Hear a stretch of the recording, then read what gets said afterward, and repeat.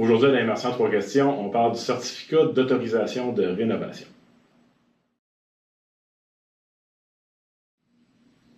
Pour quel type de travaux c'est nécessaire d'obtenir un certificat d'autorisation de rénovation? Tous les travaux là, de rénovation ou de remplacement nécessitent un certificat d'autorisation, que ce soit pour remplacer un revêtement de plancher, remplacer les revêtements extérieurs, les toitures. On a besoin d'un certificat.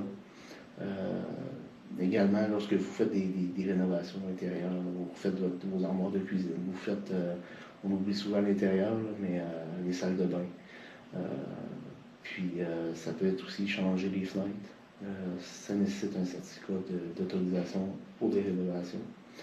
Puis je vous invite de contacter l'inspecteur de votre municipalité là, si vous voulez vérifier si vos travaux sont éligibles, s'ils ont besoin d'un certificat d'autorisation de rénovation. Parce que dans certains cas, là, on peut ne pas en avoir besoin quand c'est des travaux d'entretien. De peinture, par exemple. Mais consultez votre inspecteur pour vérifier.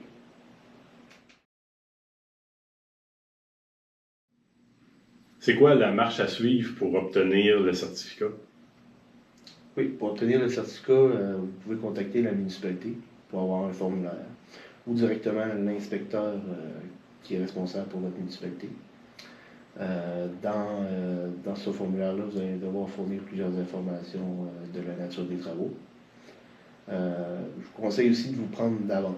Dans certains cas, vous pourriez avoir à aller dans des demandes au niveau du conseil pour des PIA. Bref, je ne rentrerai pas dans les détails, là, mais prenez-vous d'avance, même si c'est pour faire une toiture ou un revêtement.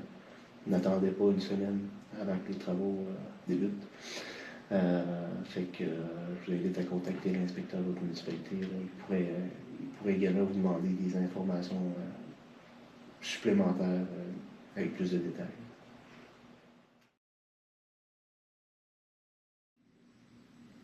Qu'est-ce qui fait que c'est important pour les citoyens d'obtenir le certificat d'autorisation de rénovation?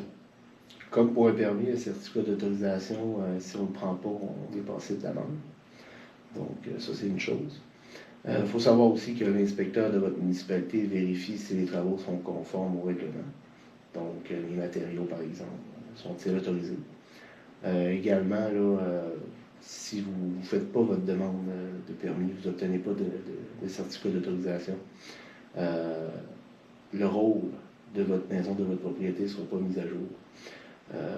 Ça peut par exemple impacter surtout lorsqu'on veut vendre notre propriété. Là, si vous n'avez jamais pris vos permis pour l'intérieur, vous ne serez pas évalué en conséquence. Et que les acheteurs, le prix de votre maison pourrait être plus basse que ce qu'elle vaudrait réellement.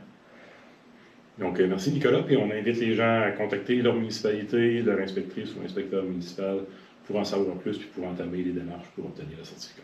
Oui.